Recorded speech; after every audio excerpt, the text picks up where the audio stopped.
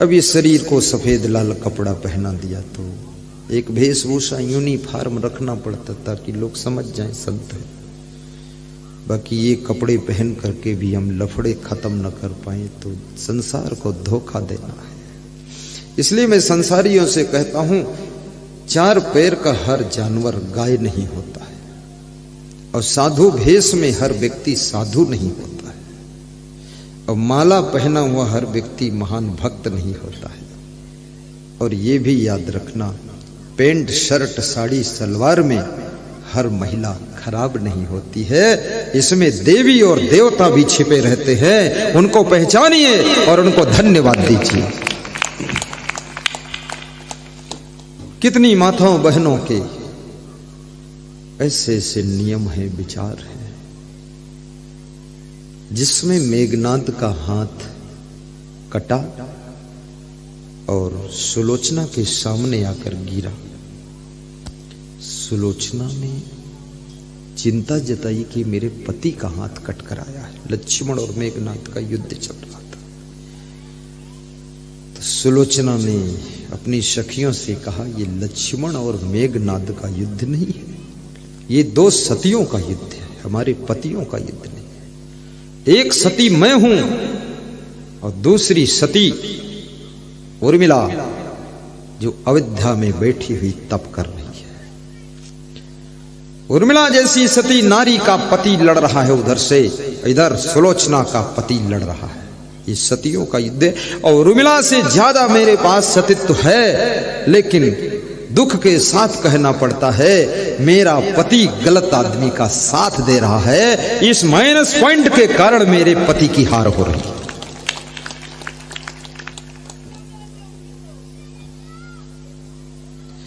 फूलों की माला गूंथ रही थी सुलोचना, तो गीत गाती है। गा दूं जो सुलोचना ने गाया था, एक कड़ी है। गूंथूं फूलन की माला मेरे प्राणाधार तुम ही हो, जीवन धार तुम ही हो, मेरे आधार तुम ही हो। गूंथूं फूलन की माला मेरे प्राणाधार तुम ही हो, जीवन धार तुम ही हो।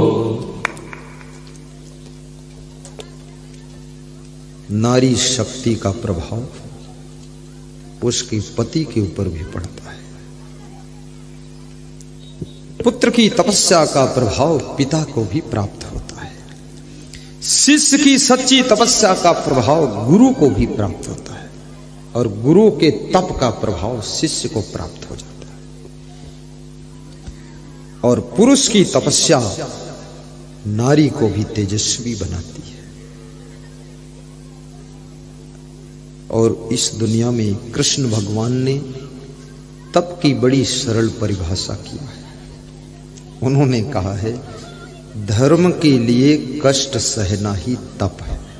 एक सिंपल सी बात बताती। अब धर्म क्या है?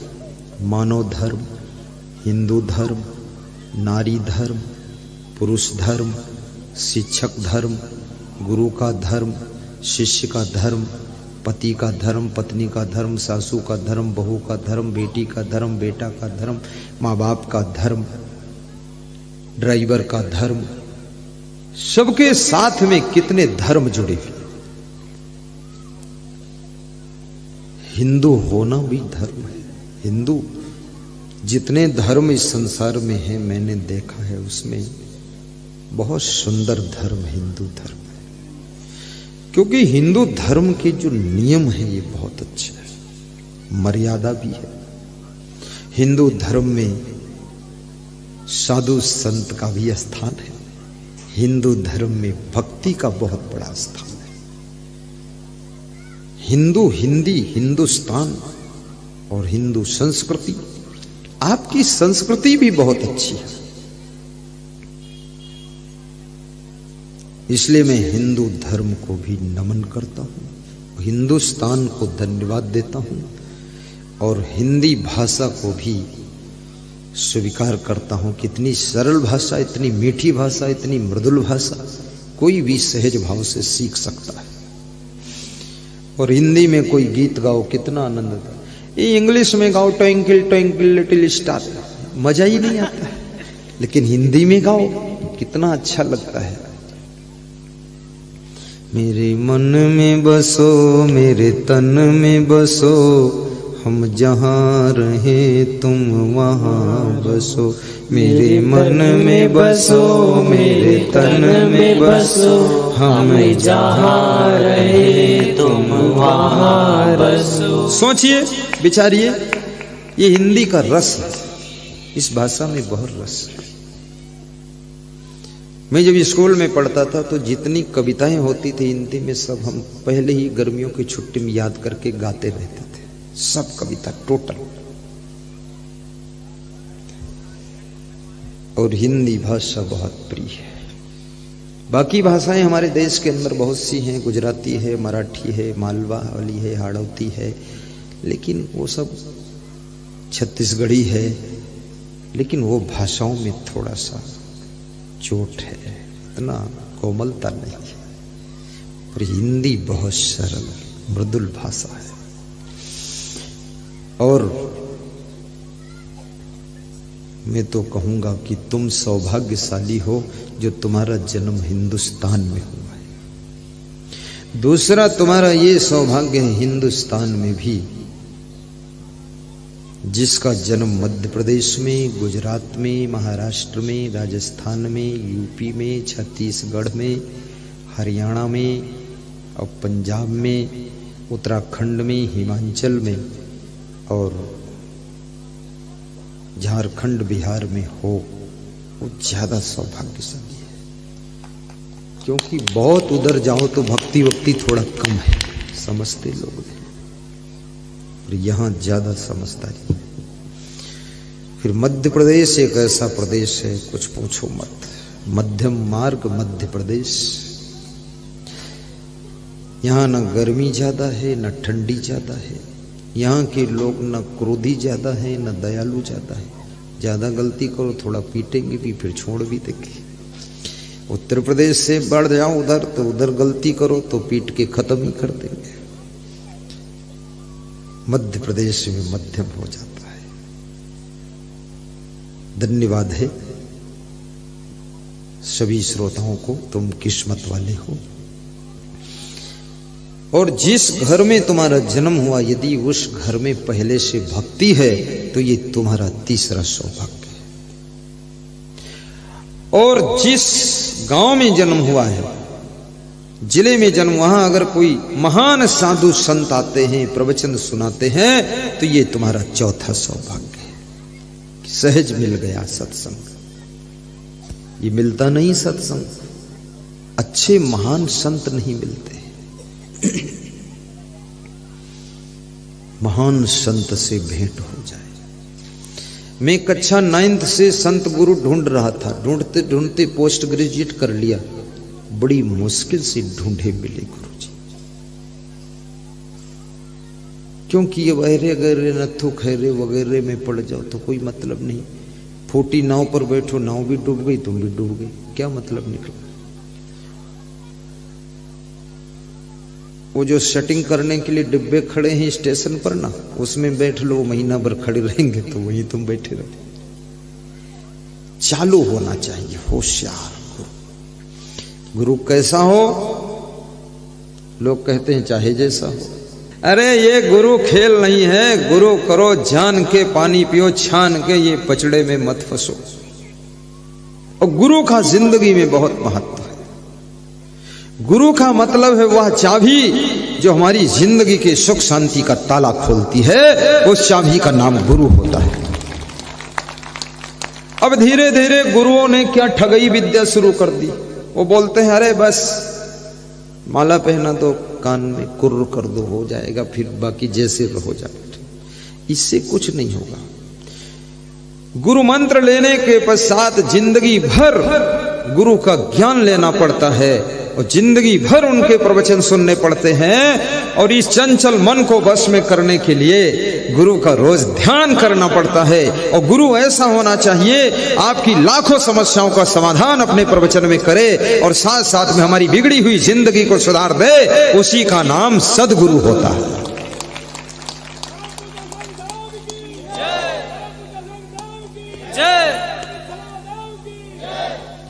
धन्य हो तुलाराम, एक बार और खड़े रहो। ये नाचते भी बहुत अच्छा है। ये नाचते तो ऐसे ऐसे करते हैं, तो मैं सोचता क्या दोनों आंख फोड़ना चाहता है और कभी मुक्का करके ऐसे ऐसे करते हैं, तो मैंने कहा ये कूट भी देगा इनका डांस अभी आरती होगी, देखना है। इनके नाचने भर की जगह ही नहीं यहां है। बहुत अच्छा। अभी यही आयोजक थे पिछले शिवपुरी जिले में बैराड तहसील में मुख्य आयोजक ये थे श्री तुलाराम यादव डॉक्टर साहब। 2 बेटे आपके पुलिस में हैं, एक बेटा इंजीनियर है दिल्ली में और चौथा बेटा भी पुलिस में सिलेक्ट हो रहा है। ये बहुत महान व्यक्ति, छोटा मोटा आदमी नहीं। क्या धन्य हो प्रभु। प्रोग्राम इन्होंने किया था बैराड में, मैं वहीं से आया हूं यहाँ। इनका प्रोग्राम 14, 15, 16 को था।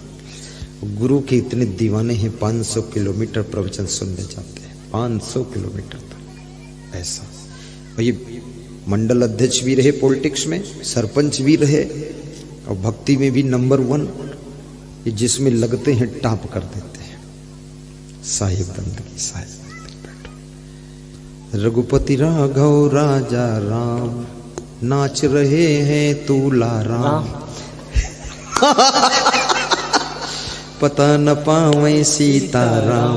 रघुपति राघव राजा राम, शाम हुई तो 200 ग्राम, पता न पावे सीताराम। ईश्वर अल्लाह तेरे नाम, सबको सम्मत दे भगवान। रघुपति राघव राजा राम। ये महात्मा गांधी का बहुत अच्छा मंत्र था। इसको गांधी जी हमेशा बोलते थे, ईश्वर अल्लाह तेरे नाम। पर कोई सुना नहीं, समझा नहीं, माना नहीं। ना हिंदू माने ना मुसलमान माने। अगर ईश्वर अल्लाह तेरा ही नाम है तो मस्जिद में सब हिंदुओं को जाने की छूट मिल जाए और जाने का मन हो जाए। अगर ईश्वर अल्लाह तू ही है तो मंदिर में आकर के मुस्लिम आरती करने के लिए तैयार हो जाए, तब समझ लो ये ज्ञान गले उतरा है। अन्यथा केवल मुंह से बोल रहे हो ईश्वर अल्लाह तेरे नाम, वो समझता ये 2 नाम है, ईश्वर अलग है, अल्लाह अलग है। परंतु ये ज्ञान इतना जल्दी होगा नहीं, आत्म ज्ञान है, विषय बहुत बड़ा है। ये ईश्वरा सर्वभूतानां हृदय से अर्जुन तिष्ठति, अंगुष्ठ मात्रः पुरुषा आत्मनि तिष्ठता। ईशानो भूत भव्यस्य न ततो बीजगुप्सिते यतत वै तत् एनम रूपम रसम गंधम शब्दान अस्पर्शात मैथुनान। कठोपनिषद का ऋषि कहता है, जिसके अनुग्रह से सब विषयों का हम ज्ञान करते हैं वह वही परम तत्व है जिसके द्वारा सब जाना जाता है। ये वही है आत्मा जिसके बारे में नचिकेता तुमने पूछा है। यमराज कहते हैं ये आत्मा ही तो परमात्मा का रूप है, परमात्मा इससे अलग नहीं है। ये कठोपनिषद में बताया है, नचिकेता को यमराज ने उत्तर दिया है। और ये सूत्र अगर समझ में आ जाए कि आत्मा में परमात्मा है तो तुम किसी के साथ गलत व्यवहार नहीं कर सकोगे, किसी की जेब न काट सकोगे, क्योंकि जिसकी जेब काटने जा रहे हो वो भी तो परमात्मा है। फिर किसी के साथ छल कपट भी नहीं कर सकोगे, क्योंकि छल कपट करने जा रहे हो वो भी तो परमात्मा है। ये छोटा सा सिंपल सा फार्मूला लोगों के समझ में उपनिषद का फार्मूला आ जाए तो लोगों को बहुत बड़ी सद्बुद्धि मिल जाएगी। और श्री कृष्ण भगवान भी कहते हैं, ईश्वर सर्वभूता नाम हृदय से अर्जुन तिष्ठति। ईश्वर समस्त भूत प्राणियों के हृदय में निवास करता है। तो अर्जुन कहते हैं, फिर कृष्ण तुम कौन हो? अरे भले फालतू बात मत कर, ईश्वर सबके हृदय में बैठता है। और कबीर साहब यही बात कहते हैं, कस्तूरी कुंडली बसे मृग ढूंढे बनमाही, ऐसे घट घट राम है दुनिया जाने नाही। आपके ससुर के अंदर भी तो वही राम है, इसलिए बूढ़े ससुर को ठुकरा कैसे सकते? एक नवयुवक ने विवाह किया, उसकी पत्नी आई, पुतनी ने समझाया कि आपकी सेवा तो कर लूंगी, बच्चों की कर लूंगी, लेकिन ये तुम्हारे बूढ़े माँ बाप हैं, इनको वृद्धाश्रम में छोड़ दो, वहाँ 2000 महीना दे देना पैसे, इनको वहाँ छोड़ दो। तो उस स्त्री का पति उनको वृद्धाश्रम छोड़ने चला गया। आज्ञाकारी पति था, छोड़ आया। कोई गलत आज्ञा दे, ये तो बिल्कुल गलत बात है। छोड़ आया और लौटा तो लेडीज का मोबाइल गया कि छोड़ दिया, बोले छोड़ दिया। बोले दीपावली होली त्योहार में भी आने के लिए मना कर दिया, बोले नहीं मना किया। बोले वो आ जाएंगे दिवाली होली में, फिर इधर पूरा मना कर दो कि उधर ही हम भेज देंगे मीठा पकवान, वहीं रहे। तो फिर वो मना करने गया तो वहां उसने देखा क्या, उसके बूढ़े माँ बाप वृद्धाश्रम के मैनेजर के साथ में खिलखिला कर हंस रहे थे। उसने मन में सोचा था वहां वृद्धाश्रम में छोड़ दिया हूं तो दुखी होंगे, रो रहे होंगे, नहीं नहीं, वो हंस रहे थे। तो उनको हंसते हुए देखा और मैनेजर भी हंस रहा था। तो उस लड़के ने पूछा, पिताजी क्यों हंस रहे हो?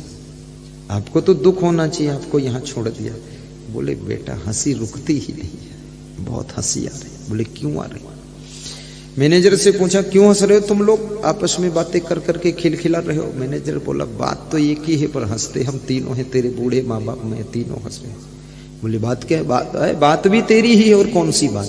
बोले मेरी बात को करके हंसते हो, तो क्यों हंसते हो मुझे? अरे बोले तुझे नहीं हंसते, तेरी बात को हंसते। बोले क्या बात है ऐसी हंसने वाली? बोले ले सुन ले बात तो। बोले ये वृद्धा अनाथ आश्रम है, इस अनाथ आश्रम में तुझको कोई छोड़ गया था, तू छोटा था 2 साल का, कोई फेंक गया था, डाल गया था। तो ये बूढ़े दोनों माँ बाप तेरे को ले गए थे, पालन पोषण करके बड़ा किया, पढ़ाया लिखाया, नौकरी दिलाया, शादी किया।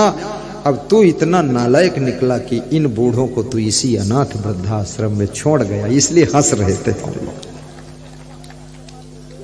जिस अनाथ बालक को सनाथ कर दिया, उस सनाथ बालक ने अपने माँ बाप जो सनाथ थे उनको अनाथ कर दिया, इसलिए हंस रहे थे कि बड़ा स्वार्थी संसार है। तो उस बालक को जरा ठेस लगी। बोले मैं यहाँ वृद्धाश्रम में, अनाथ आश्रम में मैं 2 साल की उम्र में। बोले तेरे को कोई फेंक गया था यहाँ? हाँ, तो ये ले गए थे पालन पोषण। बोले ये तो बहुत बड़ी गलती हो गई, अगर मैं मर जाता तो क्या होता? चलो पिताजी वापस चलो, मां चलो। उसके माता पिता ने कहा बेटा अब तो जाऊंगा नहीं, क्योंकि अब बस जो भी दुख सुख होगा यहीं उठाऊंगा। तू ले भी जाएगा लेकिन तेरी वाइफ मुझे अपने हृदय में स्थान नहीं दे पाई, इसलिए बार बार घर में खटर पटर हो, उससे बेहतर है यहीं पड़े रहेंगे।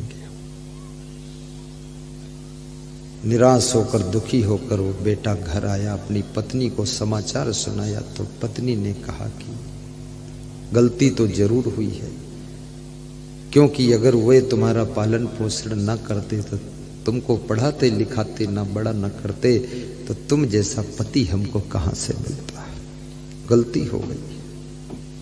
पति पत्नी दोनों गए, क्षमा मांग करके उन दोनों वृद्धों को पैर छूते हैं और माफी मांगते कि चलिए आप पधारिए, गलती हो गई।